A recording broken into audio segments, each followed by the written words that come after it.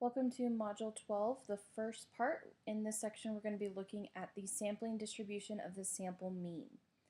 The idea behind this section is when we've looked at the normal distribution before, that has been under the assumption that the information we have is for the entire population.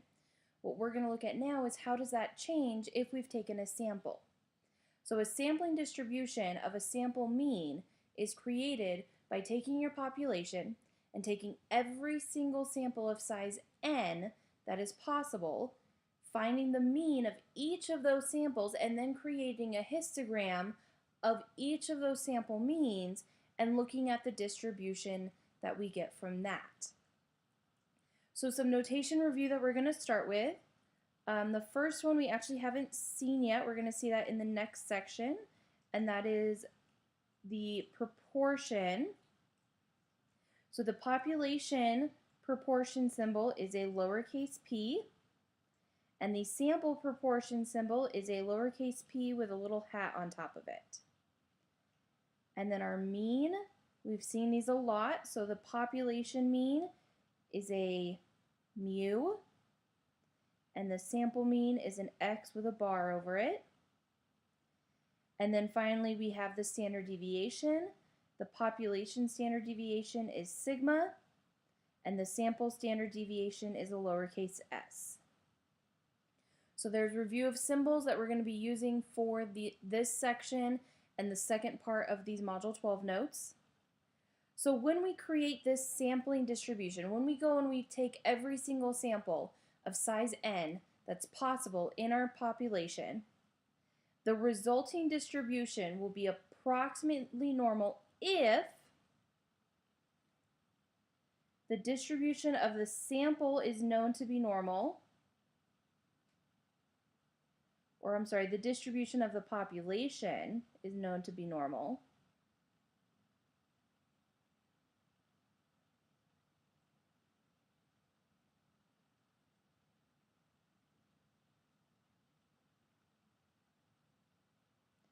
or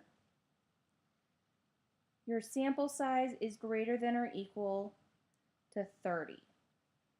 Now this is only the case when you're looking at a sample mean. So I'm trying to find the average age of all of the students at CCD. So my distribution for my sample will be normally distributed, meaning bell curved, which means we can use everything that we learned in 11 part 3 to calculate probability, if I know that the ages of the population are normal, or I sample at least 30 people.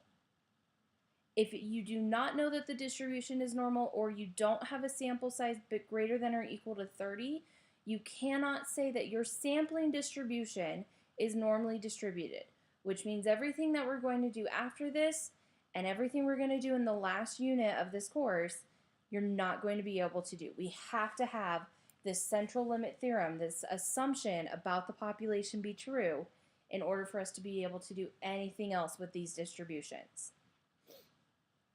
So once we have a normal distribution, the mean of the normal distribution, the middle point on that bell curve, is going to be equal to the mean of our population, and the standard deviation of our sampling distribution, so the distribution that was created by finding the mean of every single sample of size n possible, that standard deviation is going to be equal to the standard deviation for the population divided by the square root of n.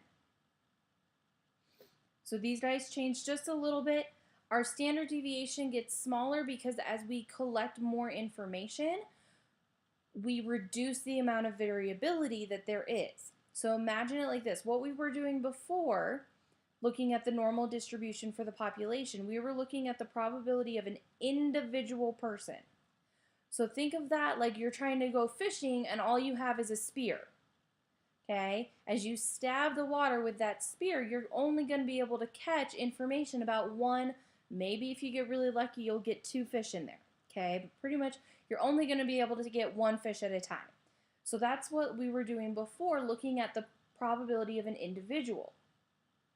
Now what we're going to be looking at is we're going to be looking at the probability that the mean is greater than or less than or in between some numbers. So that's like going out and fishing with a net.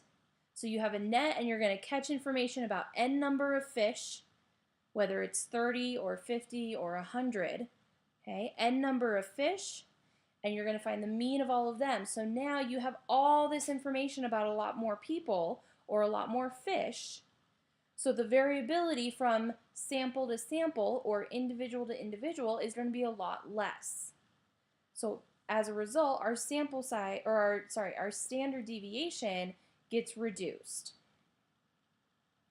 And then the last formula we're going to need to know is the Z-score equation, which is very similar but just a little bit different. So we're looking at the probability that a sample mean is less than, greater than, or in between a value. So it's the sample mean minus the mean of the population divided by the standard deviation over the square root of n.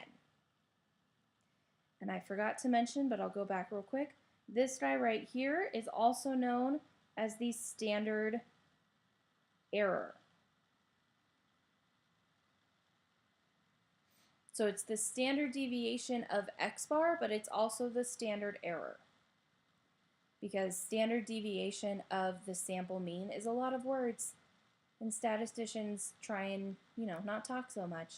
Not me, but other ones.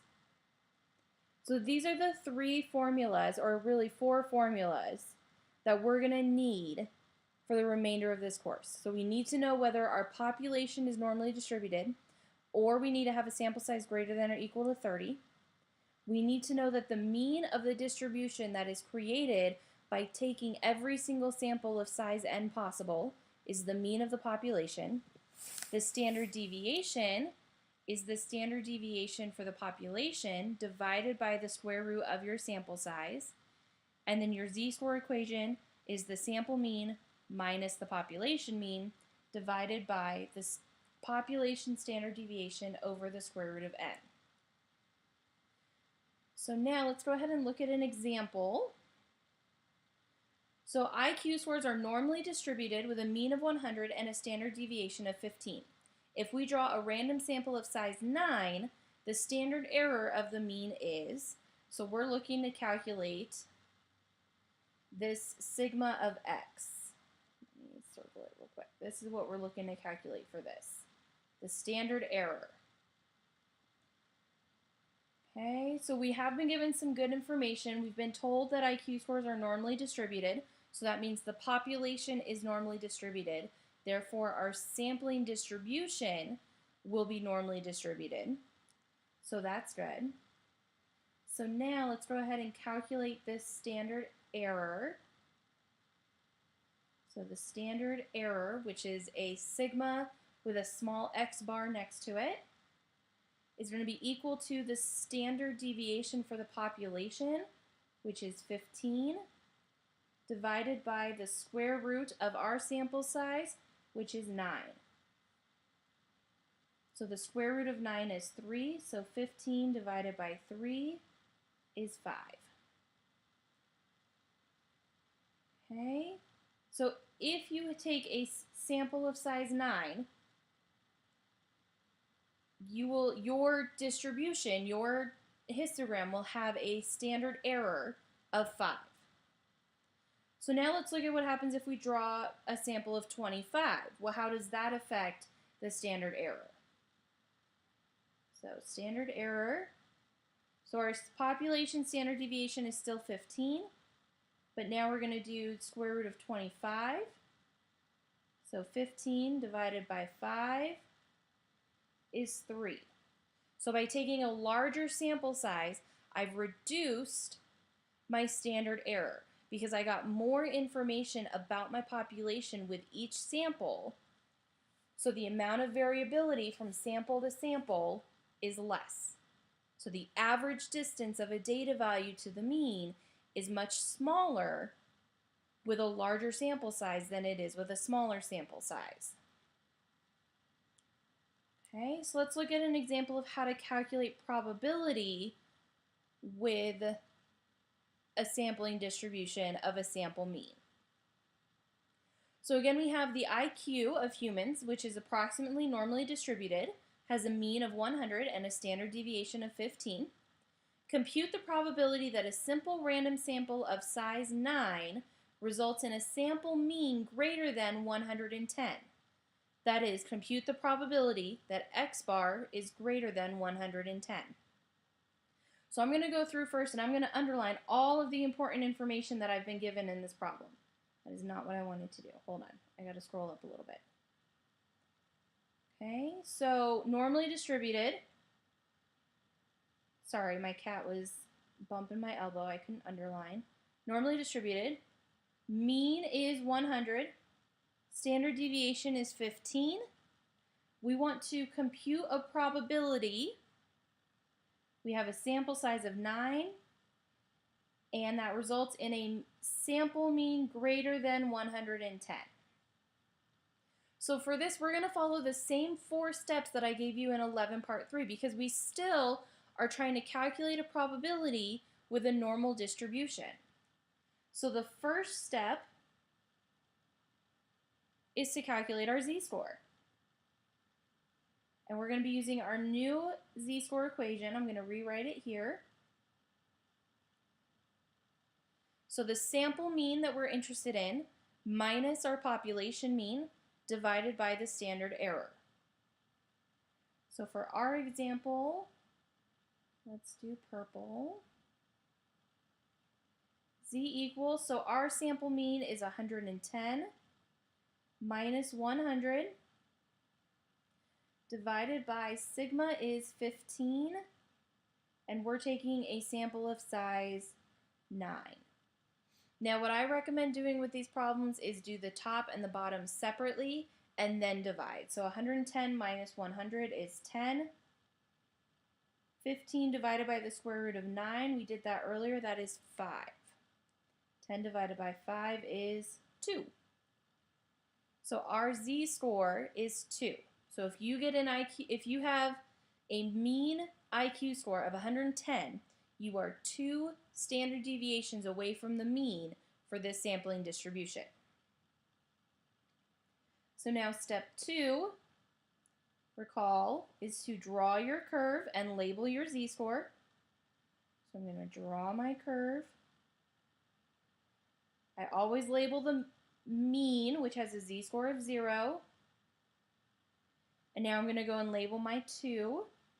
So here's my 2. And then step 3 is to shade the appropriate region based on the problem.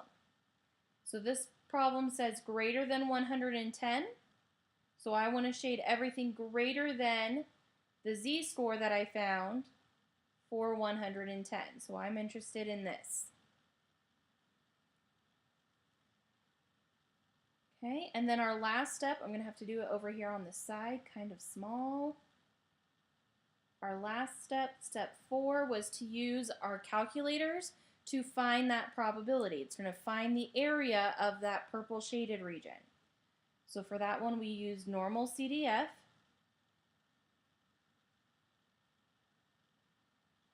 The first value we give it is where we want to start calculating probability, so we want to start at 2. The second value is where we want to stop. So we want to stop at 1 million, one more 0. The mean is always 0 and the standard deviation is always 1 because we went and calculated a z-score.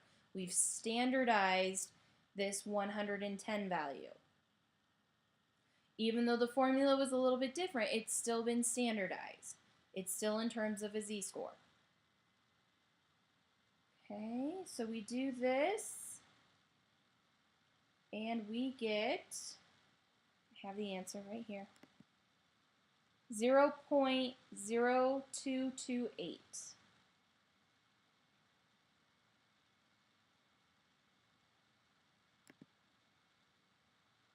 So there's about a 2.28% probability that if you take a sample of 9 people, you will get a mean greater than 110.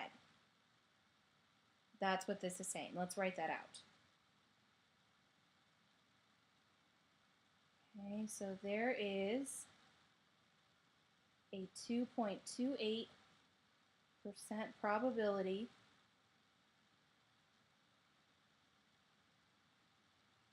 of getting a sample mean of 110 or more when sampling 9 individuals, which is a little bit different than how I said it, but I couldn't remember exactly how I said it before. Okay, and that's the basics of what we're going to be doing with this sampling distribution. Okay, so the biggest things to remember in this are these 4 things right here. The central limit theorem, which says your sample mean is normal if the distribution of the population is normal or you have a sample size bigger than or equal to 30. The mean of the sampling distribution is equal to the mean of the population.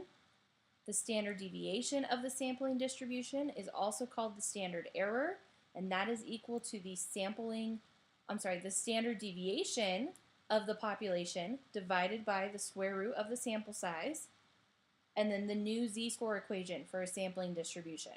So x bar minus the mean divided by the standard error. So those are the big points for this first part of Module 12. And that's it for this video.